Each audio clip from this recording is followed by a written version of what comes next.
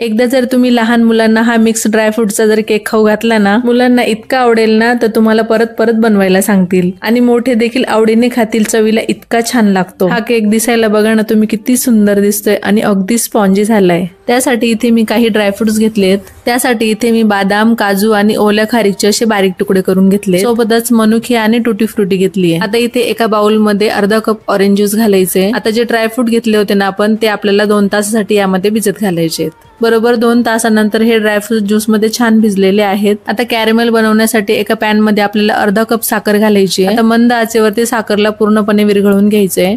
आता साखर विरघळल्यानंतर यामध्ये अर्धा कप पाणी घालून याला सतत हलवून घ्यायचं. थोडासा उकळ आला की गॅस बंद करायचा आणि याला थंड होण्यासाठी बाजूला ठेवून द्यायचे. आता केक बेक करण्यासाठी कमी गॅसवरती आपल्याला अगोदरच पातेलं गरम करायला ठेवायचं. आता ज्या भांड्यामध्ये बॅटर टाकायचं ना, त्या भांड्याला आपल्याला तेल पहिले सगळ्या भांड्याला लावून घ्यायचे आणि त्यामध्ये मैदा घालून त्याला सगळीकडनं मैदा असा लावून घ्यायचा. आता एका भांड्यामध्ये आपल्याला अर्धा कप पिठी साखर घालायची आणि अर्धा कपच दूध घालायचंय. सोबतच यामध्ये पाव कप तेल घालायचं आणि याला एक जीव होईपर्यंत चांगलं फेटून घ्यायचंय. नंतर यामध्ये बनवलेलं कॅरेमेल घालून याला परत एकदा फेटून घ्यायचं. आता यावर एक चाळणी ठेवून 1.5 कप मैदा घालायचा. वरतून थोडंसं जायफळ किसून घालायचं. नंतर अर्धा चमचा वेलची पावडर घालायची. आता याला चाळून घ्यायचं आणि जोपर्यंत एकजीव होत नाही तोपर्यंत याला मिक्स करून घ्यायचंय. आता हे व्यवस्थित मिक्स झालं की यामध्ये भिजून घेतलेले ड्रायफ्रुट्स घालायचे. आता याला चमच्याने छान असं व्यवस्थित मिक्स करून घ्यायचंय. मी दाखवते अशा पद्धतीने. मिक्स करून झालं की यामध्ये अर्धा चमचा व्हॅनिला एसेन्स घालायचा आणि याला एकदा मिक्स करून घ्यायचं. आता यामध्ये 1 चमचा बेकिंग पावडर, अर्धा चमचा बेकिंग सोडा घालायचा आणि याला ऍक्टिव्ह होण्यासाठी थोडंसं दूध घालायचं आणि याला व्यवस्थित मिक्स करून घ्यायचं आणि ही प्रोसिजर फटाफट करायची. असं घट्टसर बॅटर झालं की डब्यामध्ये घालून आपल्याला याला एकदा 1-2 वेळा टॅप करून घ्यायचं. आता भांड्यामध्ये घालून याला 15 मिनिटं बेक होऊ द्यायचं. 15 मिनिटांनंतर केक असं वरती आला की यामध्ये काजू आणि